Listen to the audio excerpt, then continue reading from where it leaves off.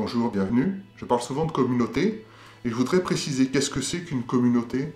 Alors c'est pas une communauté au sens de communauté comme il y a aux États-Unis, avec des gens qui vivent entre soi, qui détestent les autres, qui sont complètement repliés sur soi, etc. Quand je parle de communauté, je parle de communautés naturelles, traditionnelles, comme elles existaient avant que l'État se substitue à elles.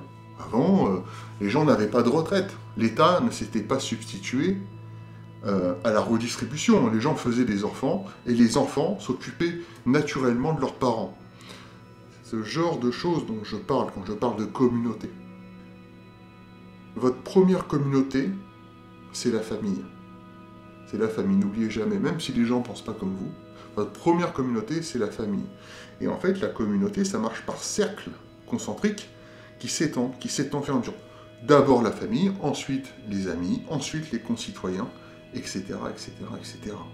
En fait, la communauté, le système de communauté, en tout cas dans la tradition européenne, surtout en France, c'est d'abord une communauté de valeurs. Avec la Révolution française, on est passé d'une société d'ordre à une société de classe. Quels étaient ces ordres d'avant? C'était le clergé, la noblesse, le tiers-état. Nous sommes toujours dans une société d'ordre, mais ces ordres ont été remplacés par d'autres. Je vous laisse deviner lesquels. La situation aujourd'hui est en train de changer. C'est que l'État n'a plus les moyens de se substituer à nos anciens modes de vie, donc qui étaient communautaires de fait, par question de survie, comme il l'a fait jusqu'à présent. D'abord parce que l'État est en faillite. Économiquement, il est en faillite. Donc pour les retraites, ça risque d'être compliqué. Bon, quand vous regardez aujourd'hui les 68ards qui sont à la retraite, leurs retraites, elles sont payées à crédit. Elles sont payées à crédit sur 1, 2, 3, 4, 5 générations. Mais vous pensez qu'on va avoir une retraite? Ouais, peut-être que ça va durer ce système. Dans ce cas-là, ça voudrait dire quoi? Ça voudrait dire que notre pays va s'endetter sur combien? 10, 15, 20 générations pour pouvoir payer nos retraites? Non. Moi je dis non. Vous êtes fous. Ça ne durera pas. Alors peut-être que ça va durer. Mais moi je prends le pari que ça ne va pas durer. À un moment donné, pour survivre, il va falloir arrêter de penser en individualiste. Les gens qui sont à la retraite aujourd'hui, cette génération, je ne parle pas des individus, d'une manière générale, elle a été individualiste. C'est-à-dire que sa retraite est payée à crédit sur le dos des générations à venir. D'autre part, nous avons un gouvernement qui, selon moi, n'a aucune légitimité à gouverner. Le pouvoir actuel n'a aucune légitimité. Quand un pouvoir... Pour moi, je considère que le pouvoir actuel, c'est un gouvernement d'occupation. Quand un gouvernement est capable de faire revenir sur son territoire des terroristes, des gens qui sont partis tuer des chrétiens à l'étranger, qui ont été faire des Bataclans, de les faire revenir en France, dans un pays de tradition, je sais qu'il y en a que ça dérange quand je dis ça, de tradition chrétienne, il y a un problème. Donc, État en faillite, gouvernement qui n'a aucune légitimité. Comment vous allez faire?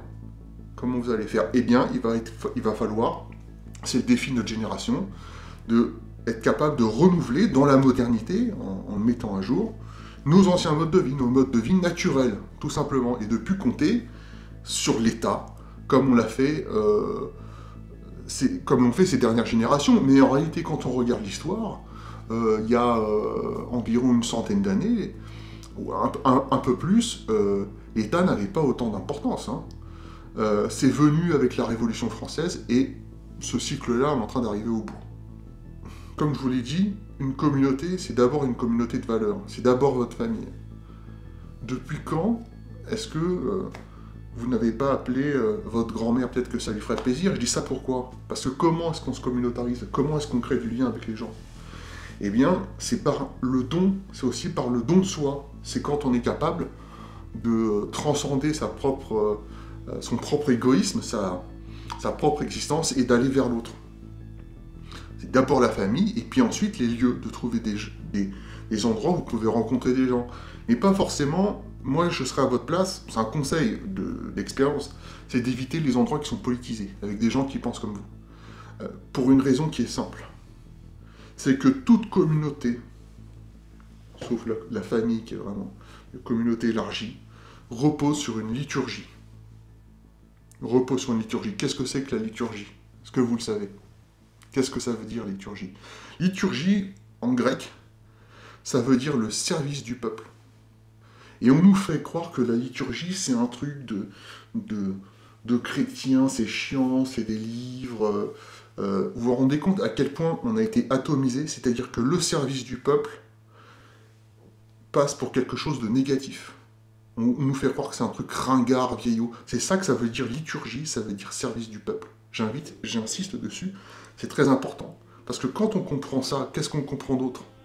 Eh bien, on comprend, en tout cas on se pose une question qui est simple. Quelle est la liturgie qui a été la plus façonnée, la plus travaillée par les Européens, d'après vous? Je crois que j'ai pas besoin de donner la réponse, tout le monde la connaît. C'est effectivement la liturgie chrétienne. La liturgie des Européens, c'est-à-dire le service du peuple, c'est la liturgie chrétienne. Intéressez-vous à la liturgie chrétienne. En fait, qu'est-ce que c'est que la liturgie quand vous regardez, quand vous ouvrez un livre et que vous lisez ce qui est écrit? Eh bien, c'est du bien commun. Vous avez la doctrine sociale de l'Église, par exemple, qui n'a toute sociale mais rien de socialiste. Attention.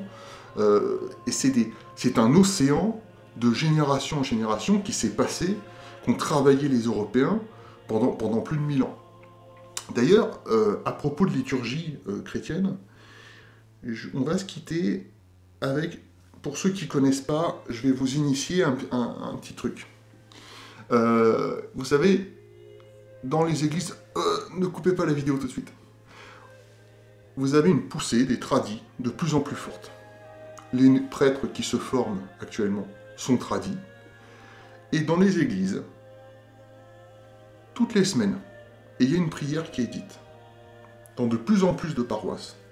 Et à terme, cette prière, c'est une prière traditionnelle qui est dite depuis tous les dimanches, pendant la messe, dans de plus en plus de paroisses, et c'est une prière qui est ancienne. Hein. Donc je vais vous quitter, je vais vous laisser là-dessus. Elle dure, c'est un chant qui dure 1 minute et quelques. Et dites-vous une chose, c'est que cette prière, elle est dite tous les week-ends dans de plus en plus de paroisses. Je dis ça parce que j'entends beaucoup de personnes critiquer le christianisme, etc., alors que ces gens-là ne mettent jamais les pieds dans une église. Alors, je vous demande pas de mettre les pieds dans une église, je vous dis juste, vous prenez 1 minute à la fin de cette vidéo, et vous écoutez ce chant qui est dit dans beaucoup de paroisses, tous les dimanches en France. À bientôt pour une prochaine vidéo, et restez solides.